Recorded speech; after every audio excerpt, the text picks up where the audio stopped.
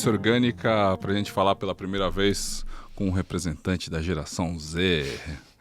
Gabriel, você que é meu amigo, que a gente já se conhece há algum tempo, você entrou na minha mentoria tem uns 2 anos, é alguém que eu sei que é interessado no mundo digital, que está se olhando demais para essa outra inteligência, que é a causa do título desse podcast, porque só existe a inteligência orgânica graças à inteligência artificial.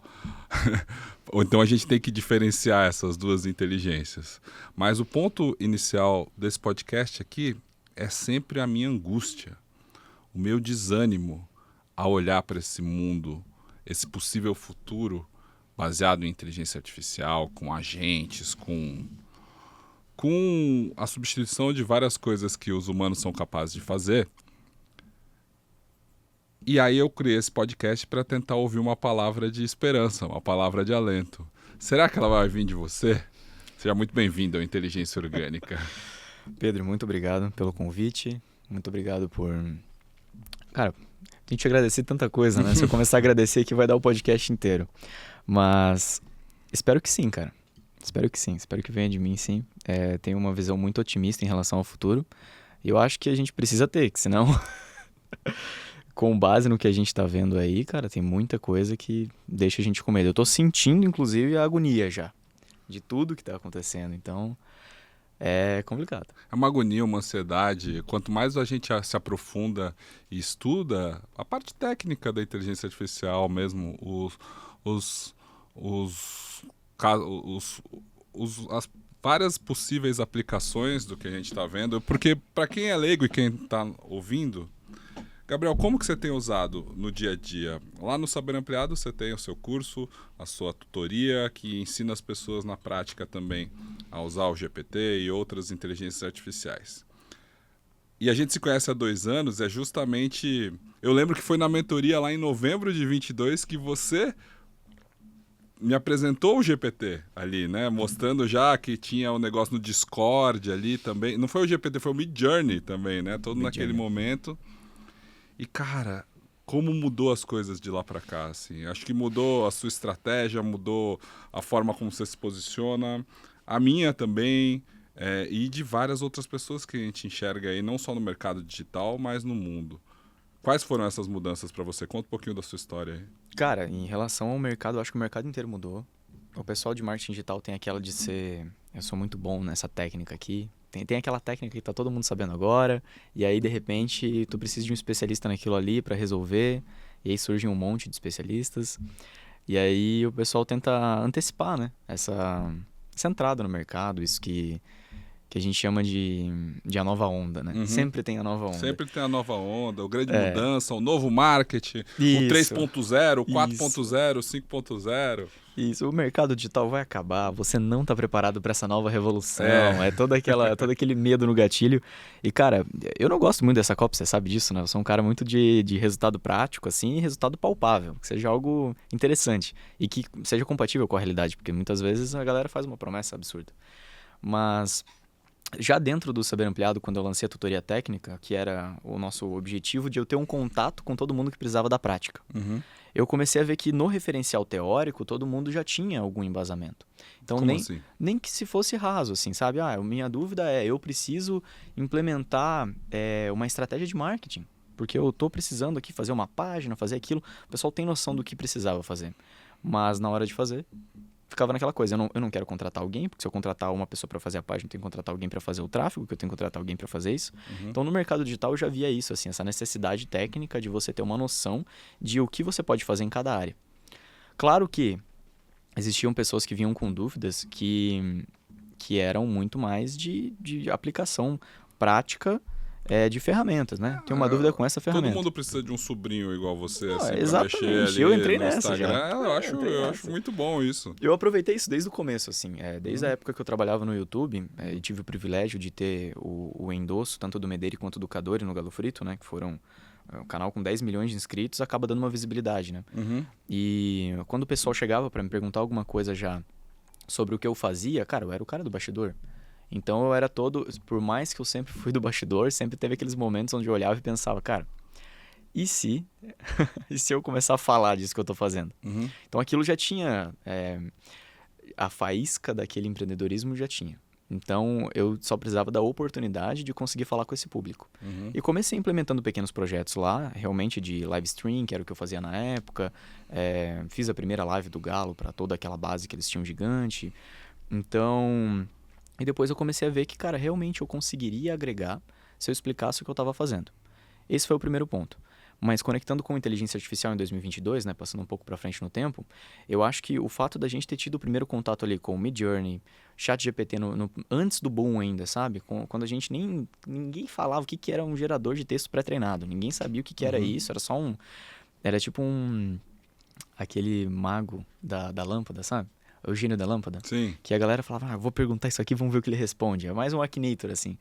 Então, cara, eu vi essa mudança, eu vejo, na verdade, essa mudança do mercado como a gente tinha uma tecnologia que não sabia direito o que era, a gente começou a estudar o que era, começou a ouvir pessoas falando o que era, nasceram, né, dinâmicas diferentes, e num certo momento, o pessoal começou a até perguntar assim, inclusive a Siri estava ouvindo a gente aqui, que perigoso, hein, cara.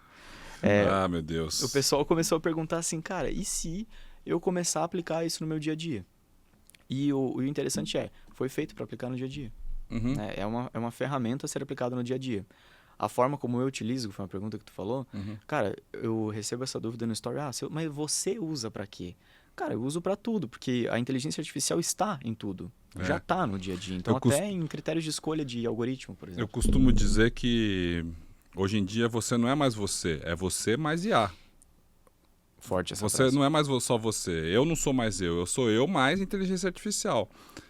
Da mesma forma que você, depois que você saiu da escola, talvez você nunca mais parou para fazer uma conta de cabeça porque existia calculadora, então não é mais você, é você mais calculadora, porque você tinha acesso à calculadora. Mesma coisa que na inteligência artificial.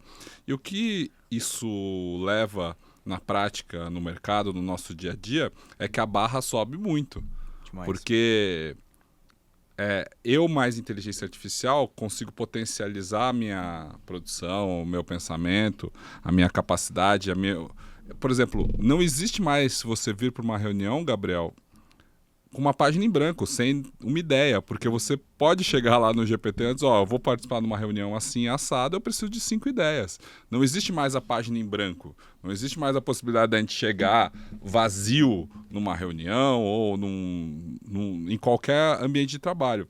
Mas, ao mesmo tempo, eu com a IA sou uma coisa, você mais a IA é outra. Toda a bagagem que eu acumulei ao longo da minha vida vão me dar um resultado ali quando eu chegar na frente do GPT.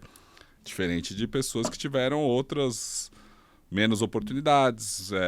Então a gente amplia ainda mais, já que está tudo potencializado, uma diferença social, a gente amplia ainda mais. É muito difícil. Isso é desanimador. É desanimador. E eu acho que é por isso que o G20 foi tratado um pouco em relação a isso, né? Como será essa educação em relação à inteligência artificial, a desigualdade que isso gera. E é uma preocupação mesmo, porque assim, imagina que você está usando o GPT em casa e você já tem uma formação. A tua forma de utilizar, você vai dar insumos, você vai falar de uma forma totalmente diferente do que alguém que não tenha noção. Um caso prático realizar um teste entre 2 grupos de médico, um grupo de médico usou o GPT e o outro não usou. E a nota foi semelhante. E aí, isso, num primeiro momento, impacta. Poxa, então essa inteligência não é tudo aquilo que a gente imaginava. E aí depois foram os especialistas, os pesquisadores que têm o domínio do GPT, e a nota foi a nota dos médicos foi 7.9, 7.8, bem aproximada, assim. E a nota dos especialistas com o GPT foi 9.2. Então o problema não estava no conhecimento dos médicos, estava no uso da ferramenta. Então a gente tem a melhor ferramenta do século, assim. Então o pesquisador que usa melhor o GPT teve um resultado melhor que os médicos. Isso é desesperador. É desesperador. É um dos pontos só. É um dos pontos que já dá uma agonia, assim. Que mais que você tem visto, assim, que não só que dá uma agonia, mas, assim,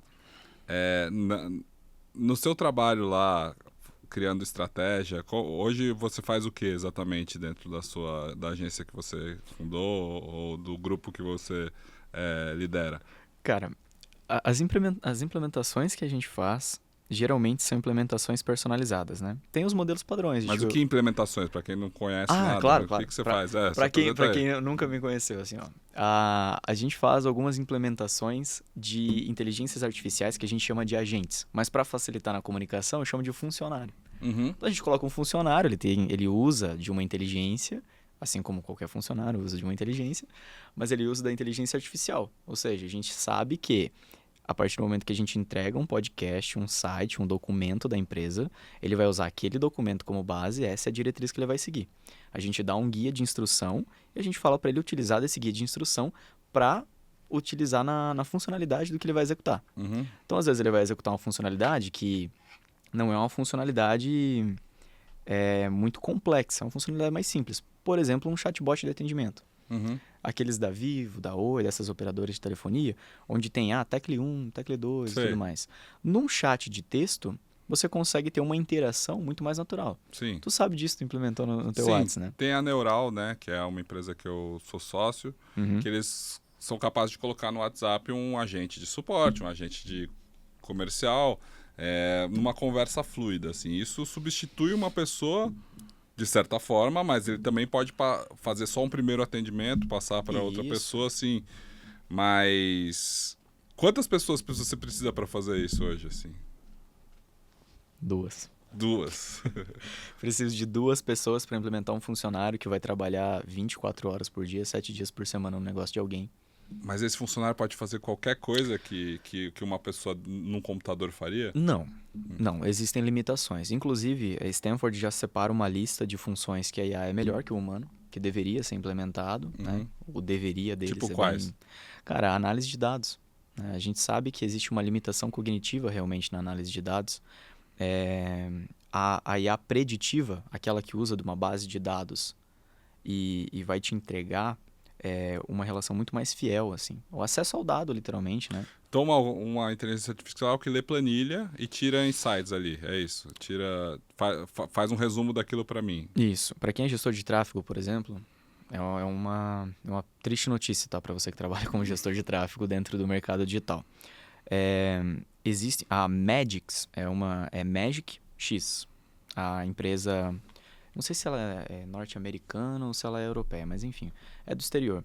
E aí, o que eles fizeram? Cara, se a gente começar a implementar modelos de inteligência para fazer essas análises e entregar uma recomendação, tal qual o Facebook faz, só que de forma mais direcionada. Uhum. Porque o Facebook faz um geralzão, né? Tem que funcionar para todo mundo. Mas e se você fizer uma pré-qualificação de que tipo de negócio que é, qual objetivo eles estão utilizando? Trabalho de gestor de tráfego. Sim, é o trabalho do gestor de tráfego. Na verdade, a recomendação que o Facebook dá é sempre uma porcaria, né? Na verdade, é muito ampla, muito... Para quem não entende, quando você começa a criar um anúncio no mundo digital, no marketing, o Facebook organiza ali boas práticas. Então, ele sugere onde você deve investir mais, onde você deve investir menos, e geralmente isso não é muito bom, né, Gabriel? Porque assim, se a gente fizer a analogia de um caça-níquel, né? Uhum. O caça-níquel vai querer puxar o máximo de dinheiro que pode, né? E querendo ou não, o Facebook ele tem essa... Não vou falar essa prática, na verdade, mas ele indica, às vezes, caminhos que não é o melhor a ser seguido, E aí realmente. você precisa da inteligência humana para não adequar isso mais ao seu objetivo, ao seu negócio, que o Facebook não sabe ainda. Isso, com base no contexto sempre. Imagina, o gestor de tráfego ele vai analisar aquele conjunto de dados, vai averiguar o modelo de negócio que você tem e o teu objetivo. Uhum. E aí ele vai tomar decisões com base naquilo. Só que se uma inteligência artificial que tivesse um contexto maior, um conjunto de dados maior, às vezes tem um gestor de tráfego, assim, na média do mercado. Ele vai olhar algumas métricas e a maioria das métricas que ele está olhando são métricas secundárias. Por exemplo, uma métrica de mercado, que acho que nem compensa a gente afunilar muito no assunto, mas mais pela parte da utilização para mostrar o quanto a IA pode ser muito mais benéfica de uso numa relação de análise de dados.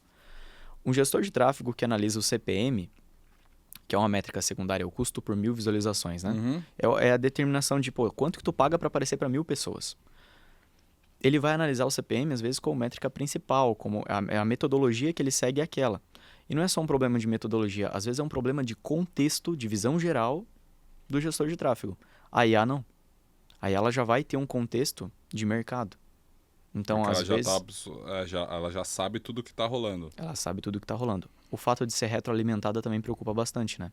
Muitas vezes o problema da inteligência artificial, de implementar uma inteligência num negócio, alguém vem com uma ideia para mim, cara, eu quero colocar um funcionário de IA que ele vai resolver essa questão aqui.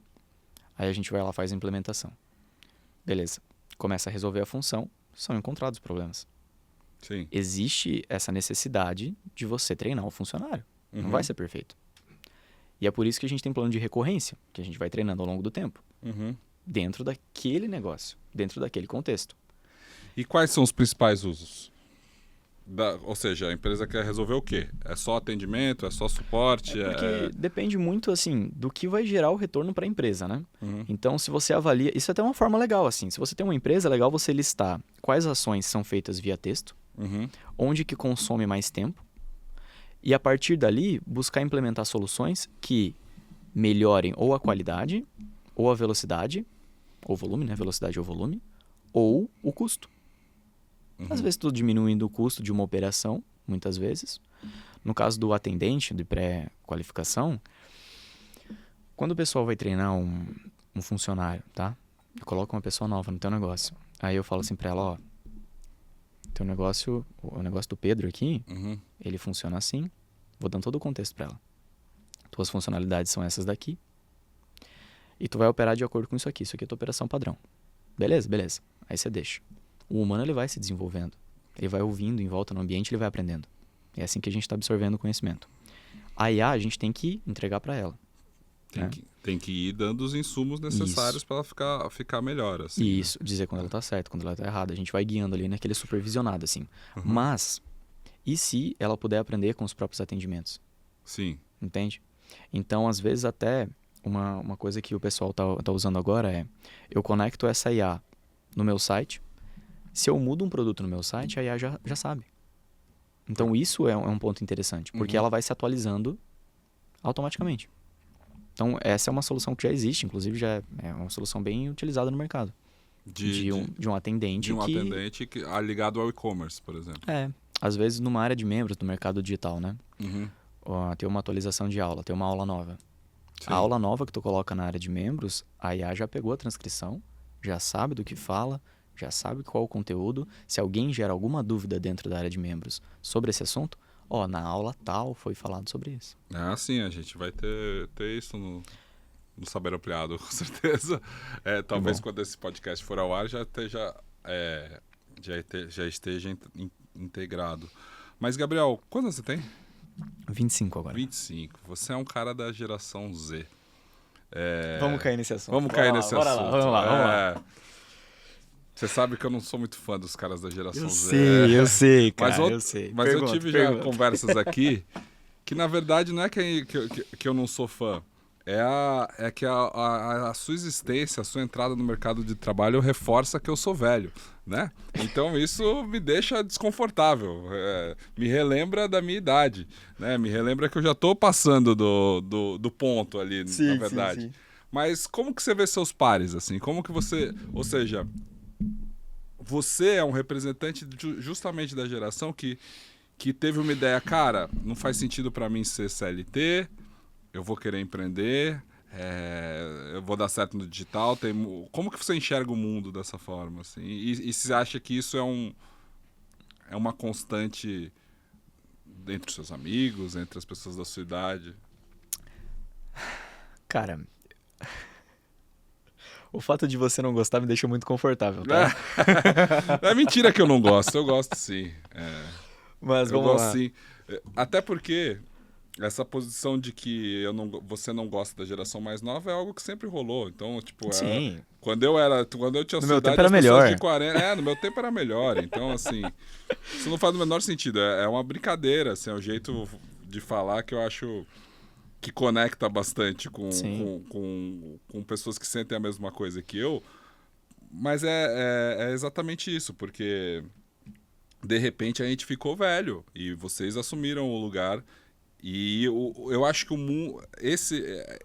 essa diferença da minha geração para a sua foi muito ampliada por causa do mundo digital, das redes sociais e da aceleração que a gente está vendo agora. Então, você vai ter um desenvolvimento no seu empreendedorismo, no mercado de trabalho, que vai ser 100% pautado por uma tecnologia, não só pelas vontades ou pela cultura que você foi influenciado, assim. Acho que essa é a principal mudança para o que eu tive, assim, eu acho.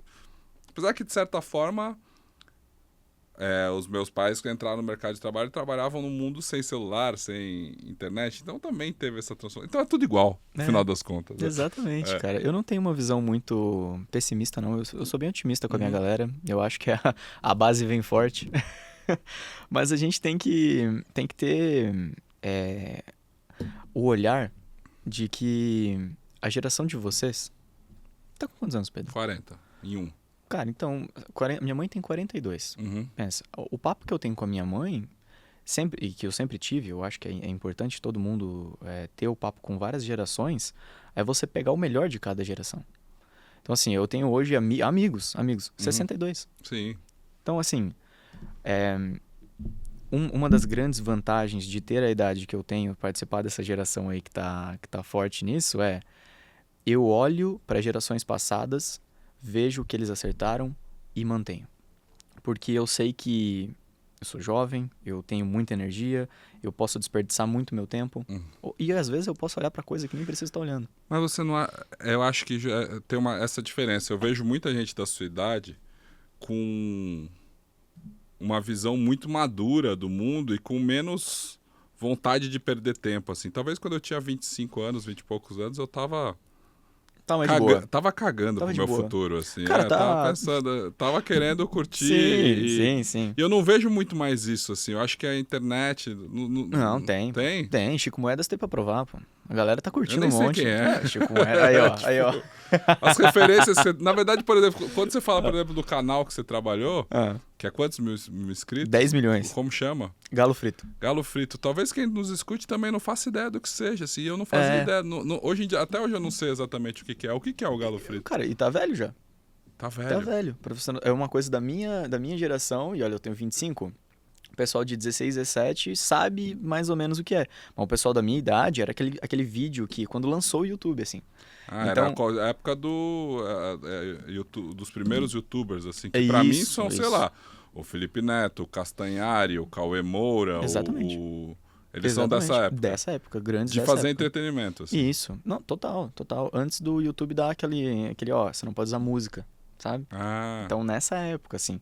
E tanto que o sucesso deles demonstra uma coisa muito interessante que aconteceu na mídia, no mercado de mídia, que foi o boom em relação a não saber lidar com a informação que estava chegando. Porque as músicas, muitas vezes, as paródias e tudo mais, elas eram depreciativas de marcas. Então, por exemplo, do McDonald's, eles lançaram uma música chamada Big Merda. Que o lanche a foto era uma coisa, o lanche era outra. Tudo explodia. Tô sem sinal da TIM, essas músicas que viralizavam deles, viralizavam como? Escolas, primeiro. Era a garotada que estava assistindo. Eles faziam paródia. Isso. Paródia de música e um monte de coisa, batalha de rap e tal. Mas, enfim, o sucesso de cada geração, assim, eu acho que quando a nossa geração olha para a geração anterior e fala o que você acertou, onde que eu posso trilhar o caminho aqui que vai dar boa. Então, as dicas básicas, por exemplo, que eu já peguei e fizeram diferença na minha vida, reserva de emergência, todas aquelas dicas que são, para você, cara, um negócio banal, assim. Até pra audiência que te ouve, provavelmente, coisa padrão da vida. Não, você tem que estudar, você tem que manter uma rotina assim, o exercício é importante, coisas básicas. Mas você vê a galera até mais nova que você querendo fazer faculdade, ou então ir buscando um CLT, sei lá o quê? Não. O mundo tá indo pra esse caminho mais pejotizado, assim. Inclusive tem aquele movimento do tipo, cara, eu não quero trabalhar pra ninguém. Trabalho por mim mesmo, tá tudo bem. Tenho amigos, por exemplo, que estão desde de 17, 18 anos ali, cara, nem pegam um trainee, por exemplo, sabe? Vou entrar no mercado digital. Porque não faz sentido ficar... Não faz sentido. Pensa, você com 17 anos, tu pode ganhar R$3.000 trabalhando em casa, executando uma função que você vai ali, se especializa tecnicamente, conversa com algumas pessoas, pega algumas indicações e vai trabalhando, abre um MEI, sabe? Vai trabalhando tranquilinho. Ou tu vai pegar um CLT e ganhar um salário mínimo para trabalhar 8 horas por dia. Indo na empresa ainda. Tendo ainda deslocamento, tendo que almoçar fora, custo com alimentação. cara, pega. Pega muito, assim. A galera não... No balanço, assim, eu também não escolheria. Você não escolheu, na verdade. Não escolhi, né? Você Eu tava fez- na faculdade e abandonei. Abandonei o primeiro estágio da faculdade e abandonei. Você chegou a terminar a faculdade? Uhum. Mas por quê? Por uma pressão familiar ou por algo que você queria mesmo? Eu acho importante ter uma graduação Em que você se formou? em design gráfico. Ah, sim. Na Univale, inclusive, ótima faculdade. Uhum. Mas o fato da faculdade, o que eu mais tirei valor da faculdade e que eu só vi quando eu tava lá dentro, foi a rede de contato. Então eu tinha acesso a professores extremamente capacitados, pessoas do mercado que iam lá e admiravam a egrégora daquela instituição, sabe? De você ter contato com pessoas que são ótimas, tecnicamente falando e pessoalmente falando. Essa é a parte mais legal da faculdade. As pessoas acham que tem a ver com conteúdo e não tem a ver com Nada conteúdo, a ver né? com conteúdo, cara. Você tem que fazer uma faculdade porque você tem que estar em contato com pessoas do mercado. Do mercado ou da vida mesmo, exatamente. Não é só o que vai ser passado na aula, isso a gente vai ter no GPT, né? Claro. Mas é justamente as coisas que você vai viver entre as aulas, é o bar. O bar é menos hoje, O eu bar acho. é muito menos. Eu muito fico menos. olhando Não pra teve sua bar na minha. geração. Não teve Não bar. teve bar. Eu fiquei frustrado. Eu tava com o Você sonho tava americano na pandemia, cabeça. no final? Não, eu terminei a faculdade na pandemia. Pandemia. Mas o que eu fico frustrado eu tinha uma visão muito americana da faculdade, sabe? Sim. O college, assim. Sei, é aquela coisa, todo Festa mundo louco, e tal. é. Não. Não foi isso. Mas, Eu acho que todo brasileiro tem essa frustração quando entra na faculdade. com certeza, cara. Porque Com certeza. você cresce vendo aqueles filmes, né? Achando que é a universidade, Todos. que todo mundo vai ficar maluco lá, porque para eles, culturalmente, é o período da vida em que você vai justamente... É muito estranho, né? Porque é para você fazer tudo o que você sempre quis fazer, ser malucão, assim, e depois você vai casar e viver o sonho americano. E não foi isso, né? A faculdade não é isso. Mas o valor da faculdade realmente está... Qualquer faculdade que vai fazer, né? Está em você pegar esse conhecimento e, cara, utilizar das pessoas, principalmente. De estar em ambientes próximos, esse tipo de coisa. Tem várias coisas, cara, que eu acho interessante de falar para todo mundo que tá ouvindo em relação à inteligência, que é o seguinte. O fato da gente utilizar e já saber pelo menos o básico, assim, sabe? De tu fazer no mínimo se você é professor, por exemplo. Cara, o GPT lançou agora um curso para professores. Sim. A OpenAI, em parceria com outra instituição ali, lançou essa semana passada agora. Deles mesmo, né? Cara, e a base daquilo ali é boa. Assim, para um professor ele já vê, cara, isso aqui é uma ferramenta, isso aqui serve para isso aqui, não serve para aquilo ali, isso aqui eu não vou ser substituído. Já tira esse medo, né? Da cabeça. O básico do básico para as pessoas. Isso é um trabalho que você tem feito lá na plataforma do Saber Ampliado? Muito. Quais são as dúvidas que chegam das pessoas lá? Porque a gente, para quem não sabe, nós temos um público também muito grande de pessoas na terceira idade, pessoas mais que estão curiosas sobre esse mundo. Talvez quem nos ouve se identifique com isso. Você está curioso, você está querendo entender desde mexer no Instagram, né, de abrir uma rede social, de começar a construir sua autoridade, que é algo que eu falava muito, até usar o GPT na prática. As coisas estão conectadas. As pessoas não se ligam, Gabriel, que quando elas entram numa rede social, elas estão sendo alimentadas por uma inteligência artificial. Todos nós estamos. Né? Os nossos gostos, o que a gente deixa de gostar, tudo que está sendo informado para a gente ali no feed é resultado de um trabalho de uma inteligência artificial que é algo chamado algoritmo. Mas o uso da prática para isso ser valoroso para você, ou seja, usar de verdade, não só ser usado, como eu digo, pouca gente sabe, tem muita gente que tem curiosidade e tem muita gente que tem vergonha de perguntar. E aí podem perguntar para você. Quais são as dúvidas que chegam mais? Não, chega muita dúvida, cara, mas o que eu deixaria de principal se você vai entrar no Saber Ampliado, você já vai ter uma base, que é o curso que a gente gravou, inclusive, de o que como utilizar no dia a dia. Literalmente, a gente entregou a promessa de do zero à prática. Certo. Então, ali vai ter todo o embasamento do que ela precisa entender sobre o modelo, o que é o modelo, quais as analogias para você entender. Não vamos a fundo na técnica. A gente vai a fundo na explicação teórica para entender o que está acontecendo no mercado. Quais ferramentas a pessoa pode utilizar já de começo para ver os primeiros resultados. Quando ela vai utilizar, como ela vai utilizar. Então, isso, no curso, já fala muito bem. Na tutoria, é outra coisa. A tutoria é a parte prática, né? Foi para a prática, vai vir dúvida. Inegável. Aí tu veio na tutoria, tu chega assim, Gabi, tô implementando dessa maneira. Eu vi o curso aqui, comecei a utilizar aqui e gerou essa dúvida aqui e o prompt não me ajudou. Então, eu usei um prompt aqui, um comando, né? Dei um comando lá na IA e ela não conseguiu me ajudar. Não ficou do jeito que eu queria. E agora? Uso outro modelo? Agora você continua perguntando. Melhoro o prompt?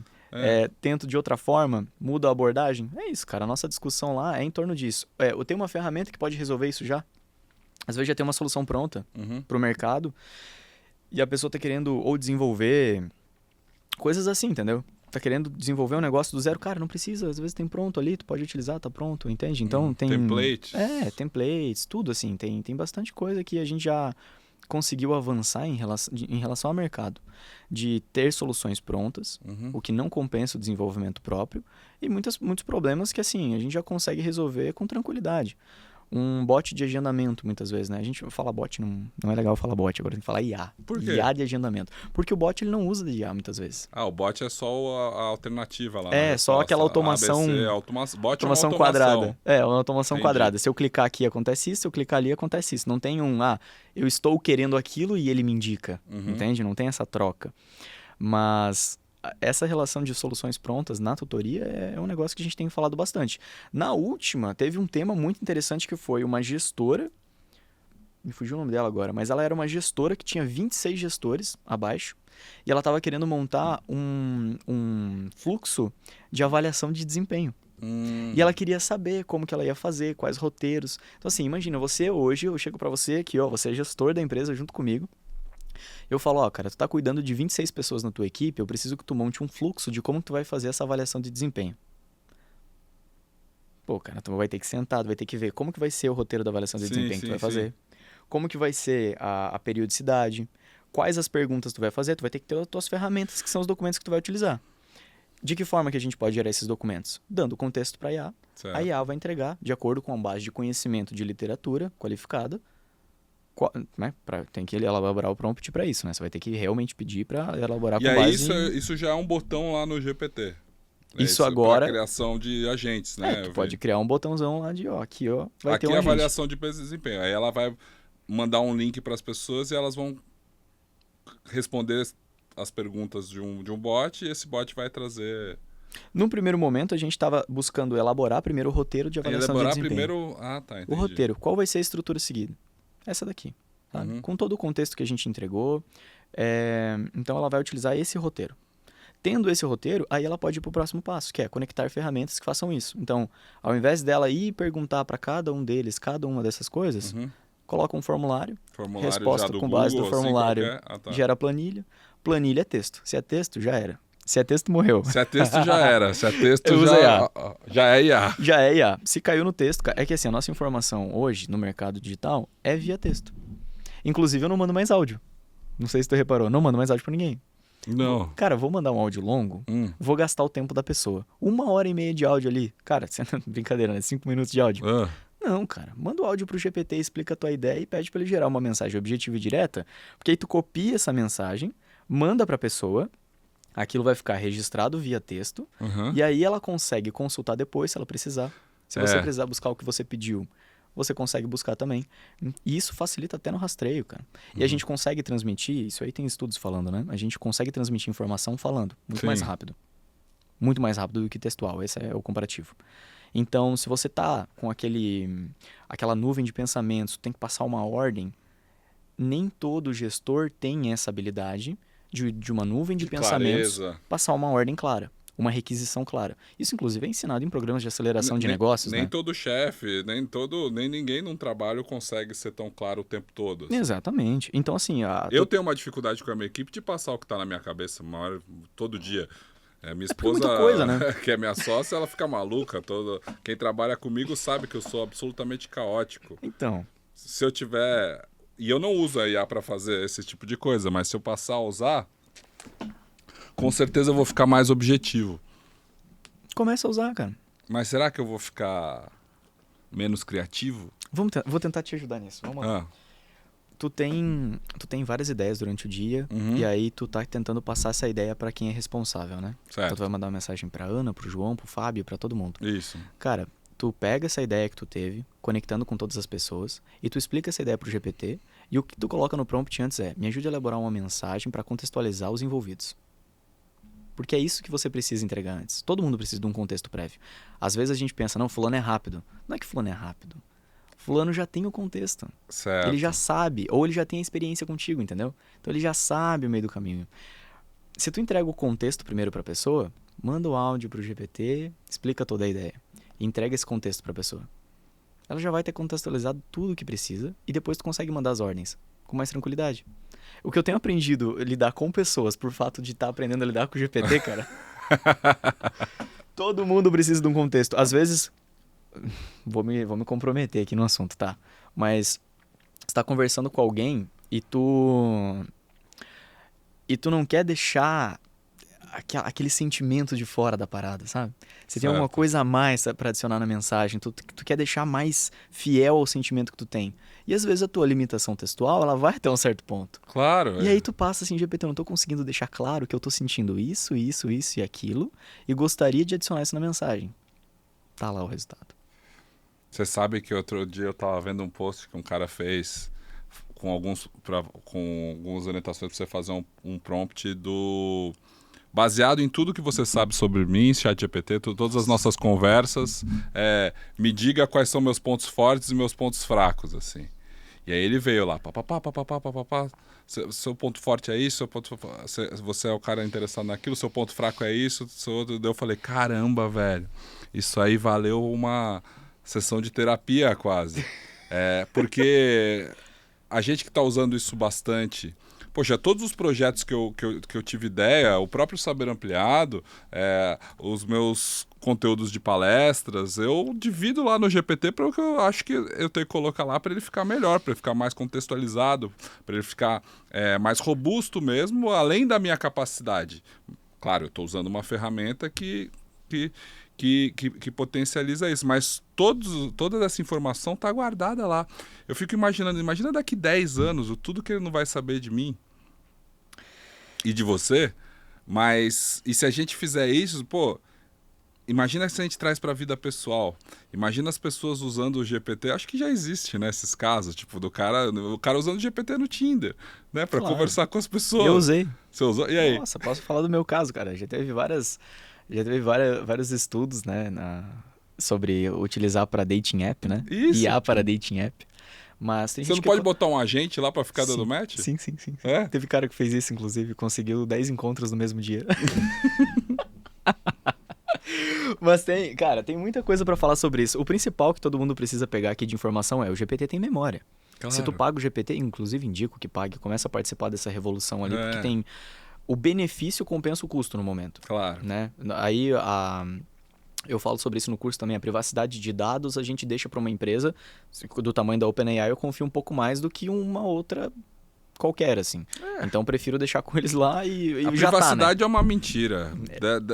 Eu participo do mesmo ponto, mas pra ficar bonito no podcast que não posso falar isso. A privacidade é uma mentira. O seu dado já tá na rede, ele já sabe o que você quer, quem você é, o que você precisa. Então, claro. Assim... Eu não confio muito na OpenAI, mas assim, eu não tenho alternativa. A gente vive dentro desse sistema. Vai ficar de fora, vai né? ficar de fora. Pô, não vai ficar. Claro que não. Não, e assim, voltando ao assunto também, você pode utilizar de várias maneiras. A gente tem vários assuntos a seguir aqui a partir desse ponto, na verdade, né? Que é a relação da IA e a segurança, a relação da IA no uso de relações cotidianas para criar conexão, como foi com esse cara aí que conseguiu 10 encontros lá. O que você estava contando que você usou pro Tinder? Ah, não, cara, mas eu usei pra tudo, assim, de mensagem, de coisas, até às vezes você tá falando da parada de terapêutica, né, de você fazer uma pergunta. Eu acho esse um exercício importante. Se você já usa o GPT, vai lá e larga esse prompt, né? Eu quero que você me conte coisas que eu não sei sobre mim mesmo. Isso. Ele vai largar cada coisa, tu vai ficar de cara. Aí depois você lida na terapia. Exatamente. Porque tem coisa. Mas o fato dessa memória dele, inclusive essa memória é gerenciável, eu acho isso um ponto muito positivo.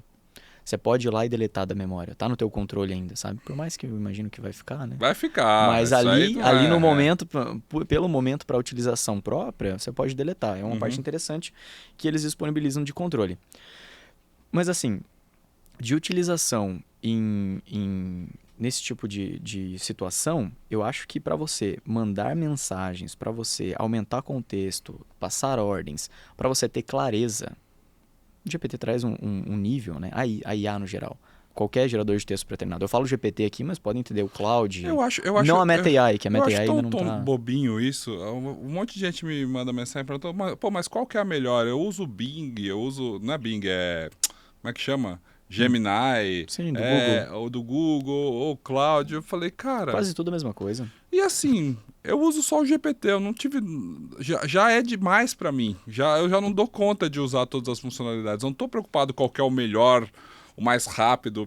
Outro dia eu tava vendo também um post do Ricardo Amorim que ele falava, não, eu testei, eu coloquei no GPT, acertou 90%, coloquei no Cloud, acertou 93%. Daí eu falei, cara, isso, né, qual que é?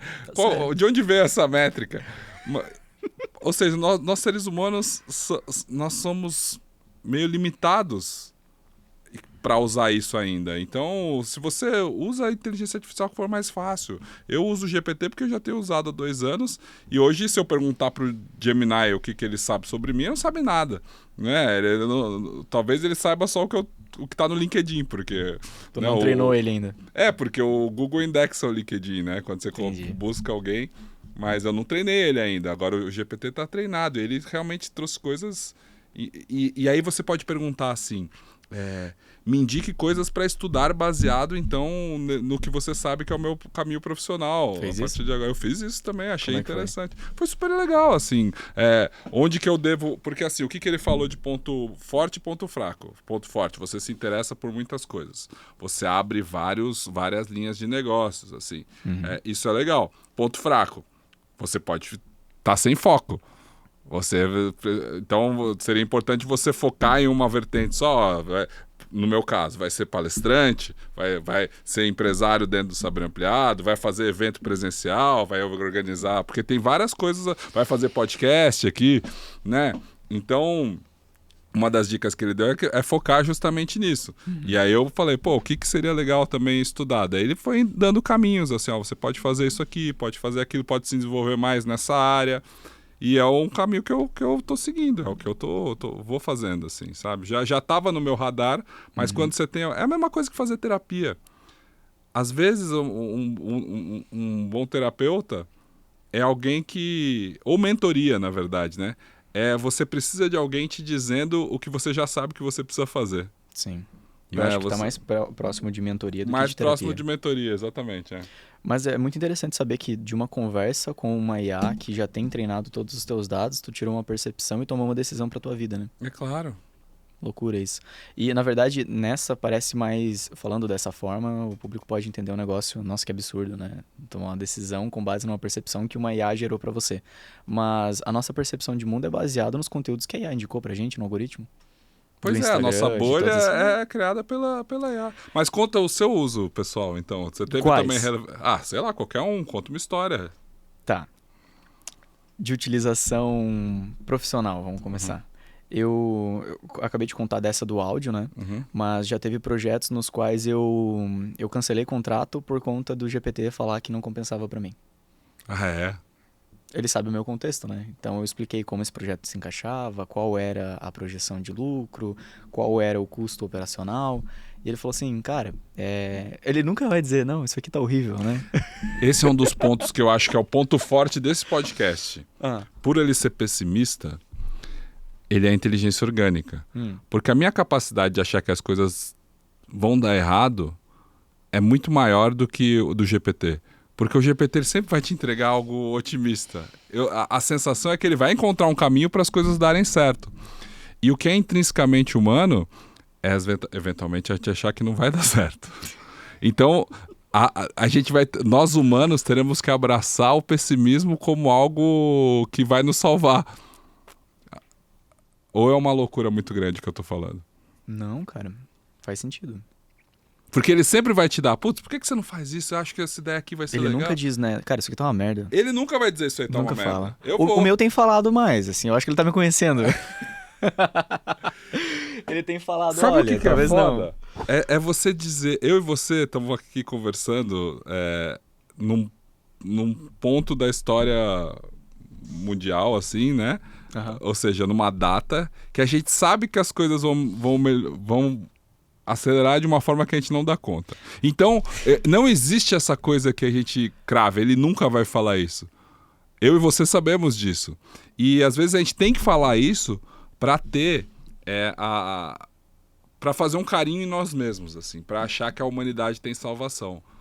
Eu posso dizer, ele nunca vai dizer isso, ele nunca vai fazer piada desse jeito, ele nunca vai entender ironia, ele não... Vai, sim. Já entende, muito bem, inclusive.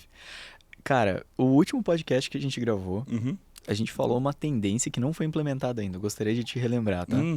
A gente falou, e quando a Alexa, que ainda não tem, que eu acho um absurdo, tá? O assistente de voz agora da Apple vai ter, os outros assistentes já estão conectados com o IA e a Alexa tá lá. Travadona. Você pergunta, ela nem entende o que você pergunta. Beleza? Não, é impressionante. Mas no último, a gente falou, e se a Alexa estiver conectada a um chat GPT? Isso. Porque a gente sabe que nos Estados Unidos a Amazon tem o cartão já salvo da pessoa e pode fazer compras em tudo. É o nosso Mercado Livre aqui, né? Então imagina, inclusive o Mercado Livre tem que fazer uma parceria urgente com a Amazon, né? Nessa daí, enfim. Por quê? No futuro... Não, o Mercado Livre é concorrente da Amazon. Então, mas essa parada da Alexa aí, cara, ou eles vão ter que lançar a Alexa deles. De alguma forma. E que já saiba português. Aí, Mercado Livre, acabei de dar ideia aqui pra vocês, tá? Tem que ter uma Alexa de vocês. Mas... Alejandro!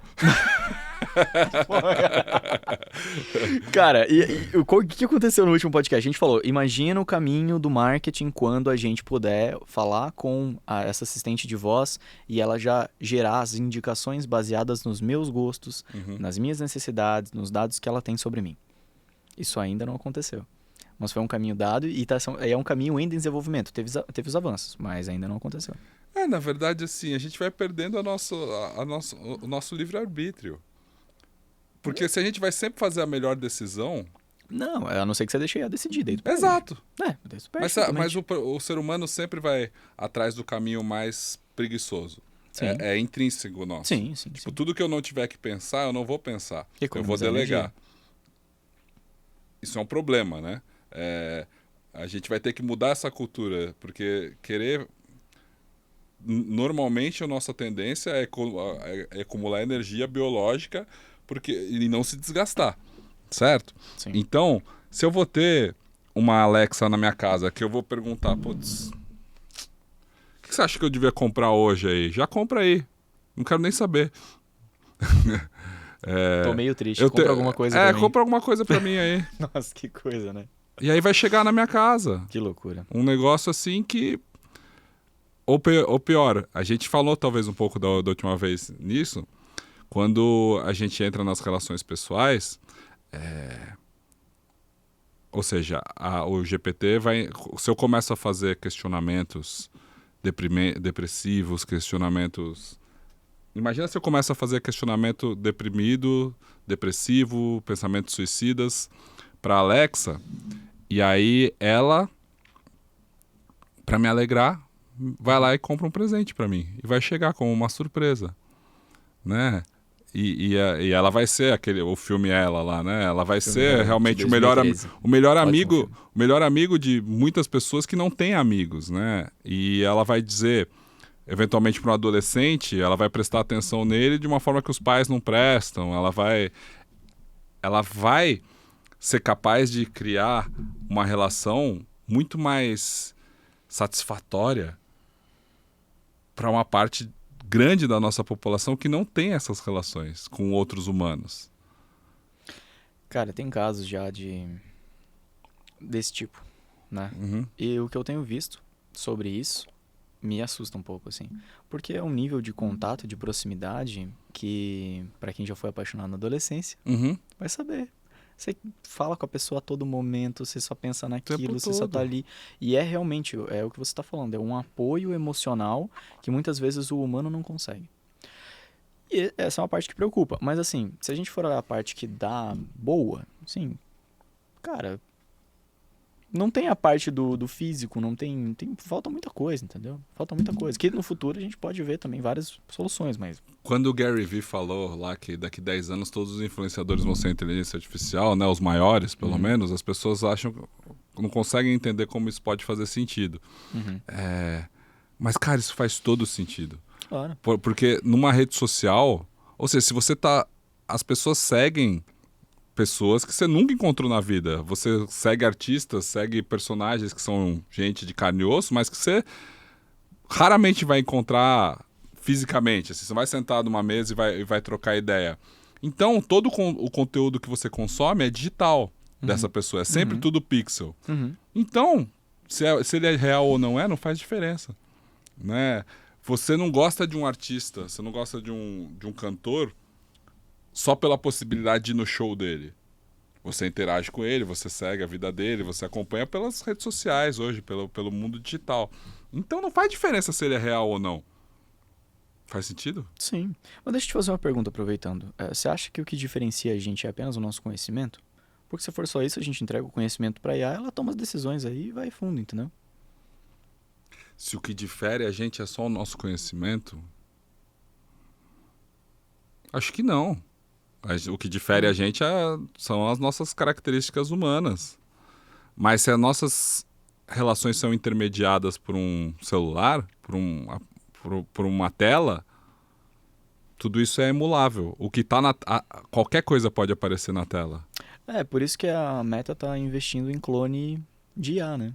Tipo, o meu clone vai fazer as coisas pra mim ali. Eu mesmo não vou fazer. Eu posso pedir pro meu clone gravar um story. E aí você vai fazer o quê? Cara, eu quero curtir a vida nas Bahamas, assim, sabe? Tá Com que dinheiro, né? Eu não faço a mínima ideia, cara. Mas assim, o futuro, ele é muito imprevisível, realmente, a partir desse ponto, porque a gente vai ter empresas gigantescas lidando com um volume de dados absurdo, que já vai saber mais sobre eu do que eu mesmo. E que são tocadas por 2, 3 pessoas. Exatamente. A possibilidade, quando o Sam Altman, né, que é agora é CEO da OpenAI, ele falou que no futuro teremos empresas bilionárias de uma pessoa só. Sim. No primeiro momento, qual é o pensamento? Eu vou ser essa pessoa. Já estava com o ego lá em cima. De repente eu comecei a ver as pessoas que serão realmente os bilionários de uma pessoa só. Cara, é absurdo o que esses caras fazem. O que eles sabem, o privilégio de acesso à informação, a maneira como eles desenham esses negócios, assim. E a gente aqui, cara, num terceiro mundo, com a nossa visão, assim, que por mais que a gente vá em busca do conhecimento, segue sendo limitado, a gente tem que olhar numa relação de controle mesmo, assim. A gente tem o controle no momento, o que a gente faz para não perder o controle? Basicamente isso. Porque senão, cara, a gente vai perder o controle mesmo. Quem vão ser esses CEOs bilionários de uma pessoa? Sim, a gente vai para um feudalismo digital? Como que vai ser? Feudalismo digital. Como que vai ser esse feudalismo tecnológico? Que inclusive é uma vertente que talvez a gente já viva hoje, porque as eleições são decididas com base na visão de mundo das pessoas, e a visão de mundo das pessoas é decidido por base da IA, do Instagram, do Facebook, Sim, da Meta, no geral, claro. ou do TikTok, que é uma empresa chinesa. Então, olhando num cenário macro, sim, ByteDance de um lado, Meta do outro, a gente tem o controle populacional. Não, e no caso, a única coisa que ainda segura são as gerações mais novas que não viveram isso. Exato. Ou seja, a lembrança de políticos de outrora, de uma época pré-digital, que conseguiram manter na cabeça das pessoas um outro tipo de relação que não depende só do mundo digital, assim, mas que isso está perdendo, claramente está perdendo, assim, isso vai ser substituído. Exatamente o que você falou, as eleições são decididas por algoritmos de inteligência artificial que moldam a percepção do mundo das pessoas. Sim. A gente tem que analisar o que está acontecendo agora. O feudalismo digital é um conceito que eu gosto, hein, cara? Né, interessante. Seria o próximo passo depois da República? Não sei. Tem que ver, cara, porque assim, tem muita coisa que a gente não sabe ainda, mas a partir do momento que a gente dá um passo, é importantíssimo não esquecer de olhar o que está acontecendo. Uhum. Então, por isso que agora eu vejo as terapeutas de IA. Né? É um caso interessante de ser relatado. Porque a terapia ela acaba, a sessão de 1 hora, não porque é um humano do outro lado. A metodologia foi desenhada para isso. Claro. Talvez por conta da limitação. Mas e se a terapia não precisasse acabar? Até que nível vai a evolução do humano? Da tranquilidade, da paz de espírito? A gente pode ter... Vamos colocar então? Vamos fazer essa pesquisa então? Entende que é uma possibilidade de estudo novo? Que não existia antes, agora existe? Então, antes o terapeuta, a gente não poderia ficar aqui. Vamos fazer o seguinte, a gente vai colocar o Pedro em terapia 24 horas. Pedro. Ah, tá, porque Isso, claro. Fica em terapia 24 horas com a IA aqui, ela vai utilizar das melhores práticas de terapia do mundo, tá? Isso é texto, né? Ou voz mesmo. Ou voz agora, né? A gente tem modelos de voz super avançados com a Eleven Labs que realmente, assim, eu indico que você acesse elevenlabs.com. cria uma conta e vai lá em IA conversacional. Ou se você já tem o GPT pago, você abre o modelo de voz avançado. Sim. Cara, é uma conversa mesmo. Ainda o sotaque português tá aquela coisa, meio Sim, americanizado. sim. Mas, e se você vai numa solução, tá? Que foi alimentada com o contexto de todas, não apenas as teorias terapêuticas, mas com casos práticos de terapia, e a partir do mapeamento do teu perfil, ela entra em contato com você já sabendo, que tu responde um formulário, né? Diagnóstico de autismo hoje, relação de vários formulários. Sim. Então, a gente vai ter, inclusive, o diagnóstico em crianças agora tem aplicativo de celular que consegue fazer o diagnóstico. Com probabilidade clínica, inclusive. Eu ainda tô pensando na possibilidade do ser humano que faz terapia 24 horas por dia. Coloquei uma pulga atrás da orelha do pessoal aí. É. Vamos lá, gente. Vamos ficar em terapia 24 horas no GPT. Que ponto que a gente chega? Que ser humano que vai sair disso, Sim. né, depois? Vai sair um ser humano melhor? Mais sociável? Será? Que depende. Depende muito. E assim, a gente consegue chegar até no intrínseco de o que realmente é relevante nas conexões humanas pra gente manter. Só que a gente, separando isso, a gente consegue ter uma divisão clara de isso aqui é interessante manter. Só que se a gente não olhar pra isso, por isso que eu falei, a gente tá dando o passo e tem que ver onde é que tá indo. Tem que mergulhar. E aí a gente consegue ter uma divisão clara de, Pedro, é muito importante que você tenha contato com outros humanos por conta de X motivos. Isso. Beleza. Você sabe, daí vai. Bom, Gabriel, essas reflexões são importantes e eu acho que das coisas mais importantes que a gente tem como ser humano é despertar o prazer pelo conhecimento e a curiosidade por esses mundos. Então a nossa aposta, e que bom que você faz parte dessa aposta, ela tá no nosso trabalho, né? Ela tá no mundo, que é tentar inspirar as pessoas a irem um pouco além. Porque não é só usar o GPT para as aplicações práticas, como o mercado marketing digital onde nós estamos prega. Isso aqui, você tem que aprender esse conjunto de prompts que vai te dar aqui o negócio, você vai faturar tanto por mês, você vai ficar rico. Isso desanima um pouco. É olhar para esse negócio que a gente tem que usar, a gente tem que mergulhar de uma forma mais profunda, porque não é uma revolução superficial, é uma revolução que vai fazer esse ser humano que conversa com uma máquina o tempo todo. E a gente não sabe o que vai sair do outro lado. E eu não sei se você conseguiu me trazer a palavra de esperança ou mais preocupação. E não sei se você que está ouvindo a gente até agora... Foi mais preocupação. Eu acho que... Tomara que você que está ouvindo a gente aqui até agora saia preocupado. Porque se a inteligência orgânica é ligada ao que é humano, eu ainda acho que a nossa capacidade de pensar que vai dar merda é muito melhor do que a da máquina. Então a gente tem que se abraçar nas coisas que são intrinsecamente humanas. É o calor, é o contato, é a empatia, é a nossa capacidade de ter conversas como essa, que a IA pode reproduzir, mas a IA é nós é nós. Valeu, Gabriel. Pedro, obrigado pelo convite. Eu quero deixar o convite para todo mundo também, que participe do Saber Ampliado, para que esse mesmo tipo de papo ocorra no seu dia a dia. Esse é um dos papos que a gente tem um vislumbre de uma outra perspectiva, só que aqui foram duas perspectivas. Uhum. Imagina num consenso aqui com mais pessoas. Isso é o Saber Ampliado. Exatamente. Eu vejo dessa forma, inclusive. Eu também. Que bom. Obrigado, velho. Obrigado, cara. Valeu. Tamo junto.